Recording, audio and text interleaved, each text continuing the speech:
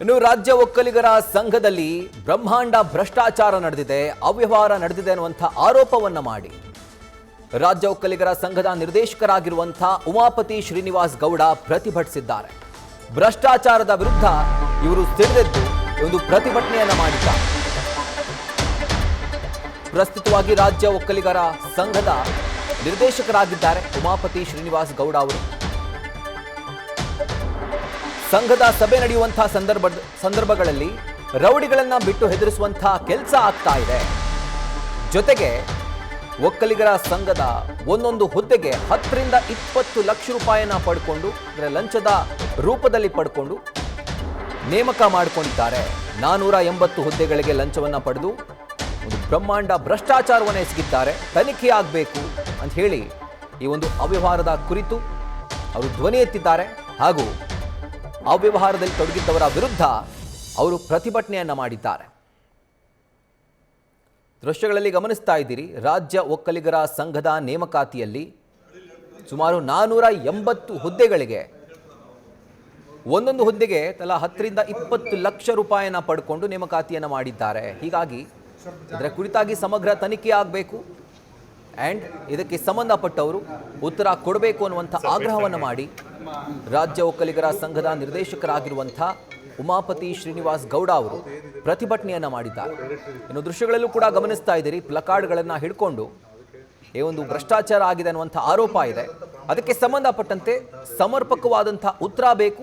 ಹಾಗೆ ಈ ಒಂದು ನೇಮಕಾತಿಯ ಕುರಿತಾಗಿ ಸಮಗ್ರ ತನಿಖೆ ಆಗಬೇಕು ಅನ್ನುವಂಥ ಒತ್ತಾಯವನ್ನ ಅವರು ಮಾಡಿರುವಂಥದ್ದು.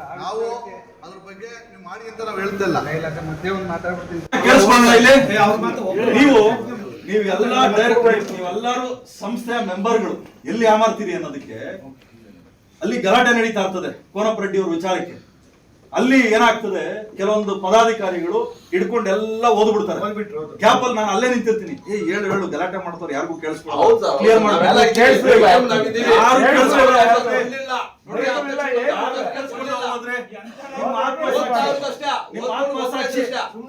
ನಿಮ್ಮ ಆತ್ಮಸಾಕ್ಷಿಗೆ ಮೇಲಿರೋ ಭಗವಂತನ ಗೊತ್ತಿರ್ತದೆ. ನಾನು ಯಾಕೆ ಮಾತಾಡ್ತಾ ಇದ್ದೀನಿ ಅಂದ್ರೆ, ಕಂಪ್ಯೂಟರ್ ಆಪರೇಟರ್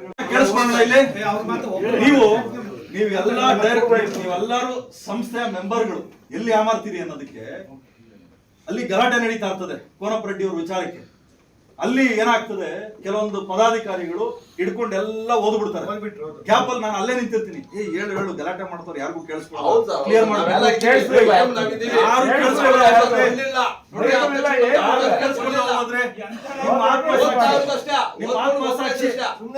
ನಿಮ್ಮ ಆತ್ಮಸಾಕ್ಷಿಗೆ ಮೇಲಿರೋ ಭಗವಂತನ ಗೊತ್ತಿರ್ತದೆ. ನಾನು ಯಾಕೆ ಮಾತಾಡ್ತಾ ಇದ್ದೀನಿ ಅಂದ್ರೆ, ಕಂಪ್ಯೂಟರ್ ಆಪರೇಟರ್ ನೀವೆಲ್ಲರೂ ಸಂಸ್ಥೆಯ ಮೆಂಬರ್ಗಳು ಎಲ್ಲಿ ಯಾಮಾರ್ತೀರಿ ಅನ್ನೋದಕ್ಕೆ ಅಲ್ಲಿ ಗಲಾಟೆ ನಡೀತಾ ಇರ್ತದೆ. ಕೋನಪ್ಪ ರೆಡ್ಡಿ ಅವ್ರ ವಿಚಾರಕ್ಕೆ ಅಲ್ಲಿ ಏನಾಗ್ತದೆ, ಕೆಲವೊಂದು ಪದಾಧಿಕಾರಿಗಳು ಹಿಡ್ಕೊಂಡು ಎಲ್ಲ ಓದ್ಬಿಡ್ತಾರೆ. ಗ್ಯಾಪ್ ಅಲ್ಲಿ ನಾನು ಅಲ್ಲೇ ನಿಂತಿರ್ತೀನಿ, ಹೇಳು ಗಲಾಟೆ ಮಾಡ್ತಾರೆ, ಯಾರಿಗೂ ಕೇಳಿಸ್ಕೊಳ್ಳೋದು ಕ್ಲಿಯರ್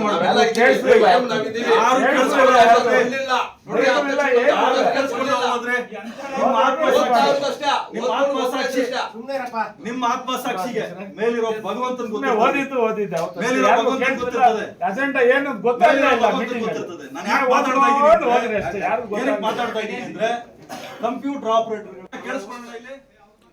ರಾಜ್ಯ ಒಕ್ಕಲಿಗರ ಸಂಘದಲ್ಲಿ ನಡೀತಾ ಇರುವಂಥ ಒಂದು ಅವ್ಯವಹಾರದ ಕುರಿತಾಗಿ ನಿರ್ದೇಶಕರಾಗಿರುವಂಥ ಹಾಗೆ ನಿರ್ಮಾಪಕರೂ ಆಗಿರುವಂಥ ಉಮಾಪತಿ ಶ್ರೀನಿವಾಸ್ ಗೌಡ ಅವರು ಧ್ವನಿ ಎತ್ತಿದ್ದಾರೆ. ಸಂಘದ ನಿರ್ದೇಶಕರು ಯಾವ ರೀತಿಯಾಗಿ ಸಭೆಗಳಾಗುವಂತಹ ಸಂದರ್ಭದಲ್ಲಿ ಏಕಾಏಕಿ ನಿರ್ಧಾರವನ್ನು ಕೈಗೊಳ್ಳುವಂಥದ್ದು, ಏಕಪಕ್ಷೀಯವಾಗಿ ನಿರ್ಧಾರವನ್ನು ಕೈಗೊಳ್ಳುವಂಥದ್ದು, ಸದಸ್ಯರ ಮನವಿಯನ್ನು ಕೂಡ ಆಲಿಸದೆ ಏಕಪಕ್ಷೀಯವಾಗಿ ನಿರ್ಧಾರವನ್ನು ಕೈಗೊಂಡಿದ್ದಾರೆ ಅಂತ ಅವರು ಸಿಡಿದೆದ್ದಿದ್ದಾರೆ. ಅದರ ಜೊತೆಗೆ ಬ್ರಹ್ಮಾಂಡ ಭ್ರಷ್ಟಾಚಾರ ಏನಾಗಿದೆ, 480 ಹುದ್ದೆಗಳಿಗೆ ನೇಮಕಾತಿ ಮಾಡಿಕೊಳ್ಳುವಲ್ಲಿ ತಲಾ ಒಂದೊಂದು ಹುದ್ದೆಗೆ 10 ರಿಂದ 20 ಲಕ್ಷ ರೂಪಾಯಿ ಪಡ್ಕೊಂಡು ಈ ರೀತಿಯಾಗಿ ಸೇಲ್ ಮಾಡಿಕೊಂಡಿದ್ದಾರೆ ಅನ್ನುವಂಥ ಆರೋಪವನ್ನು ಖುದ್ದಾಗಿ ಸಂಘದ ನಿರ್ದೇಶಕರಾಗಿರುವಂಥ ಉಮಾಪತಿ ಶ್ರೀನಿವಾಸ್ ಗೌಡ ಅವರೇ ಮಾಡಿ ಈಗ ಪ್ರತಿಭಟನೆ ಕೂಡ ಮಾಡಿದ್ದಾರೆ.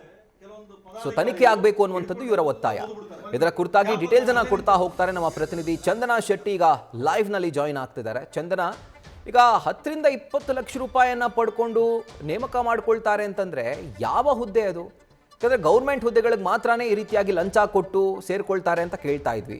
ಈಗ ಒಕ್ಕಲಿಗರ ಸಂಘದ ಹುದ್ದೆಗಳಿಗೂ ಕೂಡ ಇಷ್ಟೊಂದು ಡಿಮ್ಯಾಂಡ್ ಬಂದಿದೆಯಾ ಅಂತ. ಆ್ಯಂಡ್ ಉಮಾಪತಿ ಶ್ರೀನಿವಾಸ್ ಗೌಡ ಅವರ ಪ್ರಮುಖವಾದಂಥ ಆರೋಪ ಏನು ಸಂಘದ ವಿರುದ್ಧ? ಎಕ್ಸಾಕ್ಟ್ಲಿ ರಾಹುಲ್, ನೀವು ಹೇಳಿದಾಗೆ ನೀವು ಕೇಳಿದಂಥ ಪ್ರಶ್ನೆಯನ್ನ ಕೇಳಲೇಬೇಕು. ಯಾಕಂದ್ರೆ ಉಮಾಪತಿ ಶ್ರೀನಿವಾಸ್ ಅವರು ಕನ್ನಡ ಚಿತ್ರರಂಗದ ನಿರ್ಮಾಪಕರು ಹಾಗೆ ನಿರ್ದೇಶಕರು.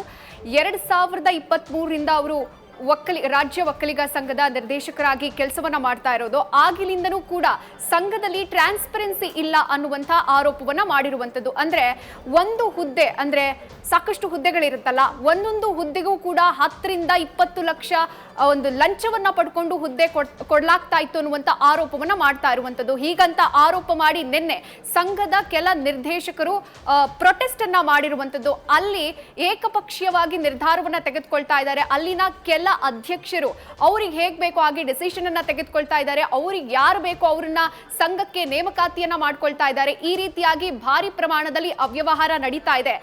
ಸಂಘದಲ್ಲಿ ಒಂದು ಟ್ರಾನ್ಸ್ಪರೆನ್ಸಿ ಇಂಪಾರ್ಟೆಂಟ್, ಟ್ರಾನ್ಸ್ಪರೆನ್ಸಿ ಬೇಕು ಅನ್ನುವಂತ ನಿಟ್ಟಿನಲ್ಲಿ ಭ್ರಷ್ಟಾಚಾರದ ಆರೋಪವನ್ನ ಮಾಡಿ ಪ್ರೊಟೆಸ್ಟ್ ಅನ್ನ ಮಾಡಿರುವಂತದ್ದು. ಸದ್ಯ ಇಷ್ಟೆಲ್ಲ ಆರೋಪವನ್ನ ಮಾಡ್ತಾ ಇರುವಂತದ್ದು. ಮತ್ತೊಂದ್ ಕಡೆ ಅಧ್ಯಕ್ಷರು ಕೂಡ ಇದಕ್ಕೆ ರಿಯಾಕ್ಟ್ ಏನ್ ಮಾಡ್ತಾರೆ ಅನ್ನುವಂಥದ್ದನ್ನ ಕಾದು ನೋಡಬೇಕು. ಇಷ್ಟೆಲ್ಲ ಆರೋಪಗಳ ತನಿಖೆಯ ಬಳಿಕ ಇದರ ಸತ್ಯಾಸತ್ಯತೆ ಹೊರಬರಬೇಕಾಗಿದೆ. Rahul. Right Chandana, thank you ಡೀಟೇಲ್ಸ್ಗೆ. ನ್ಯೂಸ್ ಫಸ್ಟ್ ನಿರ್ಭೀತಿಯಿಂದ ನಿಮ್ಮ ಪರವಾಗಿ.